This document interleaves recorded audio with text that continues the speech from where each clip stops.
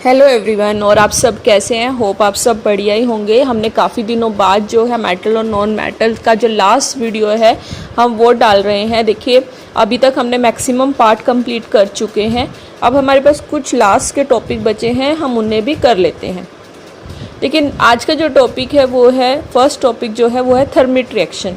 Thermite reaction क्या रहता है। थर्मिट रिएक्शन में हम देखिए जनरली क्या देखते हैं, जैसे हमने रिएक्टिविटी सीरीज़ की थी तो उसमें जो कुछ रिएक्टिव मेटल जो टॉप पे थे, जैसे सोडियम है, कैल्शियम है, एल्युमिनियम है, हम उनको यूज़ करते हैं एज अ रिड्यूसिंग एजेंट।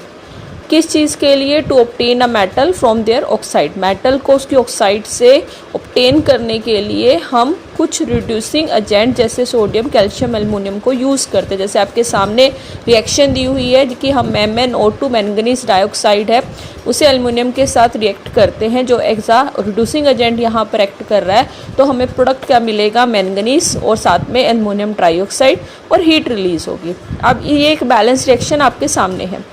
तो ये जो रिएक्शन जिसमें हमने मेटल ऑक्साइड लिया है, जैसे मैंगनीज डाइऑक्साइड है और एल्युमिनियम है, ये हाईली एक्सोथर्मिक है, मतलब कि वो रिएक्शन जिसमें हीट रिलीज होती है उसे हम एक्सोथर्मिक कहते हैं। और जो मेटल आपको जो इस रिएक्शन में मिलता है वो मोल्टन स्टेट में होता है, मतलब पिघला हुआ होता है। तो ये रिएक्शन को हम थर्मिट रिएक्शन कहते हैं, जिसमें हम क्या कर रहे हैं, मेटल ऑक्साइड और कोई भी ऐसा मेटल जो हाईली रिएक्टिव है, जब उन दोनों के बीच में रिएक्शन होगी तो हमें मेटल मिलता है उसकी ऑक्साइड से, और मेटल मोल्टन स्टेट में होता है, और ऐसी रिएक्शन को हम थर्मिट रिएक्शन बोलते हैं। रिएक्शन है, जैसे एग्जाम्पल ले आगे आयरन ऑक्साइड और एल्युमिनियम का, तो उस केस में हमें मोल्टन आयरन मिलता है। और ये जो रिएक्शन है जिसमें हमें मोल्टन आयरन मिला, इसको हम यूज़ करते हैं रेल ट्रैक को ज्वाइन करने के लिए, या मशीन के पार्ट को जो टूट चुके हैं, ब्रोकन, उनको भी ज्वाइन करने के लिए, हमको जोड़ने के लिए हम यूज़ करते हैं।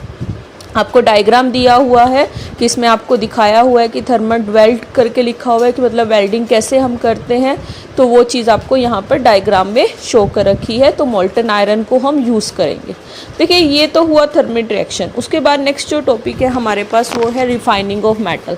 अब रिफाइनिंग ऑफ मेटल का क्या मतलब होता है? देखिए, हमें जो मेटल मिलते हैं, जो इसमें मेंशन आपको क्या है कि the metal produced by the various reduction process described above are not very pure. देखिए, अब इस केसेस में हमारे पास कुछ मेटल्स आपको दे रखे हैं जो हमें रिडक्शन प्रोसेस से मिले। हम ये कहते हैं कि ज़्यादातर वो कैसे होते हैं, प्योर नहीं होते, उनमें कुछ इम्प्योरिटीज़ होती हैं। जैसे हमने पीछे ये सारा कुछ कर चुके हैं, कि अब आपके सामने यहाँ पर मतलब हमने एक्सट्रैक्शन की, उसमें आपको सारा मैंने बताया, कुछ रिडक्शन के प्रोसेस थे जिससे मेटल गुजरता है। तो अब आपको ये मेंशन है कि जो भी मेटल हमें रिडक्शन से मिला वो क्या है, प्योर नहीं होता, उसमें कुछ इम्प्योरिटीज़ होती हैं स्टिल। तो हम उस इम्प्योरिटीज़ को रिमूव करते हैं प्योर मेटल को ऑब्टेन करने के लिए। तो ज़्यादातर जो मेथड हम रिफाइनिंग के लिए, मतलब रिफाइनिंग क्या हुआ, प्योर मेटल को हम ऑब्टेन करना, उसकी इम्प्योरिटी से उसको अलग कर देना। तो जो मोस्ट वाइडली यूज मेथड है, मतलब ज़्यादातर जो यूज़ किया जाता है रिफाइनिंग करने के लिए इम्प्योर मेटल की, वो हमारे पास होता है इलेक्ट्रोलिटिक रिफाइनिंग। जैसे इसका नेम ही आपको समझ में आ रहा है, इलेक्ट्रोलिटिक रिफाइनिंग। तो इसमें देखिए कैसे होगा। सबसे पहले देखिए, हम जैसे कुछ मेटल्स लेते हैं, जैसे कॉपर है, जिंक है, टीन है, निकल है, सिल्वर है या गोल्ड है, हम उनको रिफ़ाइन करते हैं इलेक्ट्रोलिटिकली। मतलब मैंने इन मेटल्स के नेम बोले जिनकी हम इलेक्ट्रोलिटिक रिफाइनिंग करते हैं। तो इस प्रोसेस में क्या होता है कि जो इम्प्योर मेटल है, अब देखिए यहाँ पे आपको एक डायग्राम भी आगे दिया होगा, बट पहले एक्सप्लेनेशन देख लीजिए कि इम्प्योर मेटल को जो है हम कंसीडर करते हैं एज अ एनोड, और एक थिन स्ट्रिप जो है हम प्योर मेटल की लेते हैं, हम उसको कंसीडर करते हैं कैथोड।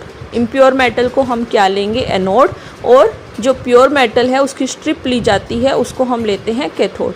एक सॉल्यूशन लिया जाता है जिसमें हम इन दोनों को डिप कर देते हैं, और सॉल्यूशन जो होता है वो मेटल साल्ट का होता है, जो क्या एक्ट करता है एज अ इलेक्ट्रोलाइट। अब इलेक्ट्रोलाइट देखिए, इसका नाम ही मैंने बोला इलेक्ट्रोलाइटिक रिफाइनिंग। इसका मतलब कि हमने एक इलेक्ट्रोलाइट लिया, उसका सॉल्यूशन हमने लिया, और उसके अंदर हमने दो चीज़ें डिप की है, एक एक्ट कर रहा है एनोड और एक एक्ट कर रहा है कैथोड, और उसको फर्दर हम कनेक्ट करते हैं बैटरी से। तो अब इलेक्ट्रोलाइट का क्या मतलब होता है? इलेक्ट्रोलाइट वो चीज़ होती है जो करंट पास करने पर आयंस में ब्रेक डाउन हो जाए, हम उसको बोलते हैं। देखिए, अब यहाँ पर आपके सामने डायग्राम दिया हुआ है देखिए ऑपरेटर सेटअप आपके सामने है। इसमें ये दिखाया हुआ है कि हमने एसिडिफाइड कॉपर सल्फेट सॉल्यूशन का जो है बीकर में हमने उसको फिल कर रखा है, जो इलेक्ट्रोलाइट की तरह एक्ट कर रहा है। तो जैसे आप करंट पास करते हो तो जो इम्प्योर मेटल है फ्रॉम द एनोड वो डिज़ोल्व हो जाता है इलेक्ट्रोलाइट में। मैंने क्या बोला कि जो एनोड थी वो इम्प्योर कॉपर था और कैथोड जो है वो प्योर कॉपर एक्ट कर रहा है। तो जैसे आप करंट पास करते हैं तो इम्प्योर जो मेटल है वो एनोड से वो इलेक्ट्रोलाइट में डिज़ोल्व हो जाएगा। आपके सामने यहाँ पर डायग्राम में शो कर रखा है। तो आप देखिए फर्दर इसमें क्या होता है। आपके सामने यहाँ पे डायग्राम मेंशन है, कैथोड और एनोड दिखाया हुआ है। आपके सामने जो सॉल्यूशन यहाँ पे लिया हुआ एसिडिफाइड कॉपर सल्फेट है और नीचे जो है आपको एक ब्लैक कलर की चीज़ दिखा रखी है, मतलब इम्प्योरिटीज़ है जो एनोड मड जिसे हम बोलते हैं। देखिए अब इस केस में हमारे पास क्या होता है, जो इलेक्ट्रोलाइट है सॉल्यूशन में वो मैंने क्या बोला, वो क्या है कॉपर सल्फेट। एनोड जो है वो क्या है इम्प्योर कॉपर है। कैथोड जो है वो स्ट्रिप किसकी है, प्योर कॉपर की। जैसे ही आप करंट पास करते हैं तो प्योर कॉपर जो है वो डिपॉजिट कहाँ पर होता है, कैथोड पे। दोबारा सुन लीजिए कि जो मैंने क्या बोला, एनोड क्या है, प्लीज़ उसमें कंफ्यूज नहीं होना। एनोड जो है वो प्योर कॉपर है, कैथोड जो है जो एक्ट कर रहा है वो प्योर कॉपर है। जैसे आपने करंट पास किया तो जो प्योर कॉपर था वो कहाँ पर डिपॉजिट हो गया, कैथोड पे। अब ऐसे ही इसका मतलब क्या है, इक्विवेलेंट अमाउंट। और आगे हम क्या देखते हैं कि जो उसका ही बराबर अमाउंट जो प्योर मेटल का है वो इलेक्ट्रोलाइट से, मतलब जो आपका सॉल्यूशन आपने लिया है वो डिपॉजिट हो जाता है कहाँ पे, कैथोड पे। क्या बोला मैंने, जैसे ही करंट पास किया प्योर कॉपर जो डिपॉजिट हुआ कैथोड पे और इक्विवेलेंट अमाउंट प्योर मेटल का from electrolyte is deposit on the cathode, वो भी कैथोड पर डिपॉजिट हो जाता है। उसके बाद जो सोल्यूबल इम्प्योरिटीज़ हैं, जो इम्प्योरिटीज़ मतलब इसमें से रह गई, निकल गई, वो कहाँ चली जाती हैं, सॉल्यूशन में। और इनसोल्यूबल जो है इम्प्योरिटीज़ वो सेटल डाउन हो, मतलब सोल्यूबल इम्प्योरिटीज सॉल्यूशन में मिक्सअप हो गई और जो इनसोल्यूबल इम्प्योरिटीज़ हैं वो नीचे सेटल डाउन हो जाती हैं। जो मैंने स्टार्ट आपको डायग्राम वाइज भी बोला कि जो नीचे डार्क पोर्शन में आपको दिखा रखा है वो इम्प्योरिटीज़ हैं जिन्हें हम एनोड मड कहते हैं। देखिए मैंने क्या चीज़ आपको बोली, एक सोल्यूशन हमने लिया है कॉपर सल्फेट का एक बीकर में और दो चीज़ें हमने इसमें ले रखी हैं, एक तो प्योर हमारे पास मेटल है और एक इम्प्योर है। ठीक है, एक एक्ट कर रहा है कैथोड और एक एक्ट कर रहा है यहाँ पर एनोड जो है वो इम्प्योर कॉपर है, कैथोड की जो स्ट्रिप है वो प्योर कॉपर की है। जैसे ही करंट पास करते हैं जो प्योर कॉपर है वो डिपॉजिट होता है कैथोड पे और इक्विवेलेंट अमाउंट जो प्योर मेटल का है वो इलेक्ट्रोलाइट से डिपॉजिट हो जाता है कैथोड पे। सोल्यूबल इम्प्योरिटी सॉल्यूशन में मिक्सअप हो चली जाएंगी और इम्प्योरिटी जो इनसोल्यूबल है वो नीचे सेटल डाउन हो जाएंगी। इस तरह से आपको प्योर मेटल अलग से मिल जाएगा। उसके बाद देखिए नेक्स्ट जो टॉपिक है वो हमारे पास, ये तो रहा इलेक्ट्रोलिटिक रिफाइनिंग का। नेक्स्ट जो टॉपिक है वो है कोरोजन। कोरोजन आपने फर्स्ट चैप्टर में भी, केमिकल रिएक्शन वाले चैप्टर में भी पढ़ा था। देखिए उसमें हमने क्या पढ़ा था, हम इसे पॉइंट वाइज समझेंगे। फर्स्ट मैंने पॉइंट यहाँ पर ये लिया है कि अगर हम सिल्वर के आर्टिकल्स लेते हैं वो ब्लैक हो जाते हैं कुछ समय के बाद, जैसे ही एयर में वो एक्सपोज होते हैं। वो क्यों होता है, क्योंकि वो सल्फ़र जो एयर में प्रेजेंट है उसके साथ रिएक्ट कर जाते हैं और कोटिंग जो है किसके ऊपर, सिल्वर आर्टिकल के ऊपर सिल्वर सल्फाइड की बन जाती है। ठीक है, मैंने क्या बोला कि जो सिल्वर आर्टिकल हैं ब्लैक होंगे, जैसे ही एयर में कांटेक्ट में आएंगे, एयर में एक्सपोज हो जाते हैं। तो वो क्यों, इसका रीज़न क्या है कि सल्फ़र के साथ जो एयर में प्रेजेंट है उसके साथ वो रिएक्शन कर जाते हैं और उनके जो आर्टिकल्स रहते हैं जो सिल्वर से बने हुए हैं उनके ऊपर सिल्वर सल्फाइड की कोटिंग हो जाती है, कवरिंग हो जाती है। उसके बाद अगर हम कॉपर की बात करें तो कॉपर जो होता है एयर के अंदर जो carbon dioxide, most carbon dioxide present है तो वो क्या होता है उसके साथ रिएक्ट कर जाता है और धीरे धीरे जो है lose its shiny brown surface and gain a green coating. मतलब क्या होता है कि जो उसका ब्राउन कलर का सरफेस है वैसा नहीं रहता, जब वो कार्बन डाइऑक्साइड के कांटेक्ट में आता है उसका कलर चेंज हो जाता है। वो कैसा हो जाता है, ग्रीन कलर की कोटिंग उस पर जमनी शुरू हो जाती है, हम उसको भी कोरोजन बोलते हैं।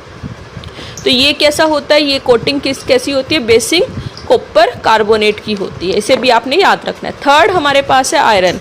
आयरन जब हम एयर में एक्सपोज करते हैं, मॉइस्ट एयर में जिसमें मॉइस्चर है, तो वो क्या करता है उसमें ब्राउन कलर की कोटिंग उसके सरफेस पे डिपॉजिट हो जाती है जिसे हम रस्ट बोलते हैं। अब आप ये देखिए कि कौन कौन सी कंडीशन हो सकती है जिसमें आयरन रस्ट होता है। उसके लिए कुछ एक्टिविटी है जिसमें आपको क्या दिखा हुआ है कि अगर हम 3 टेस्ट ट्यूब लेते हैं जिसमें आयरन नेल हमने प्लेस कर दिया है और हम उसे लेबल कर देते हैं ABC। 3 टेस्ट ट्यूब लिया हमने, उसमें आयरन नेल एक आयरन नेल डाल दिया, डिप प्लेस कर दिया और उसको हमने लेबल किया ABC। उसके बाद हम उसमें वाटर, सबसे फर्स्ट में क्या डालेंगे, टेस्ट ट्यूब A में वाटर डालेंगे जिसमें ऑलरेडी एक आयरन नेल है और उसके ऊपर कॉर्क लगा देंगे। फिर उसके बाद टेस्ट ट्यूब B में हम बॉइल्ड डिस्टिल्ड वाटर डालेंगे और 1 ml जो है 1 ml ऑयल का डालेंगे। अब ऑयल क्या करेगा, वाटर में फ्लोट करेगा और एयर को प्रिवेंट करेगा वाटर में डिज़ोल्व होने से। थर्ड जो केस है उसमें हम एनहाइड्रस कैल्शियम क्लोराइड लेंगे। तो इस केसेस में क्या होता है टेस्ट ट्यूब C में, और कैल्शियम क्लोराइड जो है वो मॉइस्चर को एब्जॉर्ब करेगा। देखिए इसमें क्या लिखा मैंने मेंशन किया, put some anhydrous calcium chloride in test tube C and calcium chloride will absorb the moisture. So अब उसके बाद देखिए क्या चीज़ इसमें आपको ऑब्जर्वेशन, और इसको हम क्या कुछ दिन के लिए रख देंगे। अब आपको इसमें क्या चेक करना है, ऑब्जर्वेशन वाइज आपको डायग्राम भी यहाँ पे शो कर रखा है कि ऑब्जर्वेशन वाइज आपको क्या यहाँ पर ऑब्जर्व होगा। ठीक है, तो अब इसमें ऑब्जर्वेशन में क्या है कि A में क्या है, वाटर भी है और एयर भी है, तो वहाँ पर रस्टिंग हो जाती है। B में जो है एयर नहीं है तो वहाँ पर रस्टिंग, मतलब एयर नहीं है वाटर है लेकिन वहाँ पे रस्टिंग नहीं होगी। और थर्ड वाले में भी रस्टिंग नहीं होगी क्योंकि एयर जो है वो ड्राई है। इसका मतलब हमको रस्टिंग होने के लिए एयर और वाटर दोनों क्या है, कंडीशन नेसेसरी है। अब उसके बाद नेक्स्ट जो और लास्ट टॉपिक आता है वो है प्रिवेंशन। प्रिवेंशन हम कैसे कर सकते हैं क्रोजन की, हम क्या है ऑयल या ग्रीसिंग कर सकते हैं। जहाँ पर भी रस्ट हुआ है वहाँ पर अगर हम ऑयल या ग्रीसिंग कर दे, अप्लाई कर दे, तो क्या है क्रोजन को हम प्रिवेंट कर सकते हैं। हम पेंट अप्लाई कर सकते हैं जिससे हम क्या कर सकते हैं, क्रोजन को प्रिवेंट कर सकते हैं। गैल्वेनाइजेशन कर सकते हैं, जिंक की कोटिंग मेटल के ऊपर कर देते हैं जिससे क्या है वो फर्दर आयरन के जो मेटल है बने हुए वो क्या है क्रोजन वहाँ पर रुक सकता है। और या टाइनिंग करते हैं, टीन की कोटिंग अगर हम करते हैं उससे भी हम क्रोजन को प्रिवेंट कर सकते हैं। इलेक्ट्रोप्लेटिंग होता है जिसमें हम जो कोटिंग होती है वो लेस रिएक्टिव मेटल की जैसे क्रोमियम की हम करते हैं जिससे क्या है हम क्रोजन को प्रिवेंट कर सकते हैं।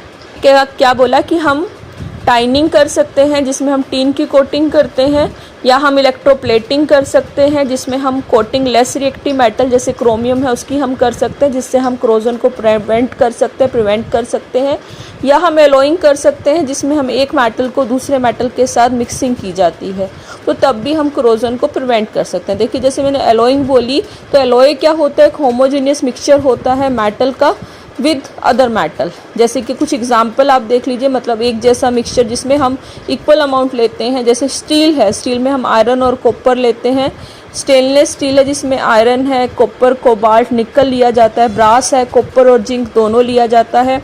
ब्रोंज है जिसमें कॉपर और टीन का मिक्सचर होता है। सोल्डर है जिसको हम वेल्डिंग इलेक्ट्रिक वायर की करने के लिए यूज़ करते हैं, जोड़ने के लिए, जिसमें लेड और टीन लिया जाता है। तो अगर हम कई मेटल के साथ मरकरी की मिक्सिंग करते हैं, होमोजेनियस मिक्सचर रहता है, अगर मेटल का कोई मरकरी अगर हमने लिया है उसके साथ तो हम उसे एमलगम कहते हैं। तो ये जो था ये लास्ट टॉपिक था मेटल और नॉन मेटल का। ठीक है, आप इसको पिछले वीडियोस भी देखिए ताकि आपको सारा जो चैप्टर है वो अच्छे से समझ में आइए। Thank you.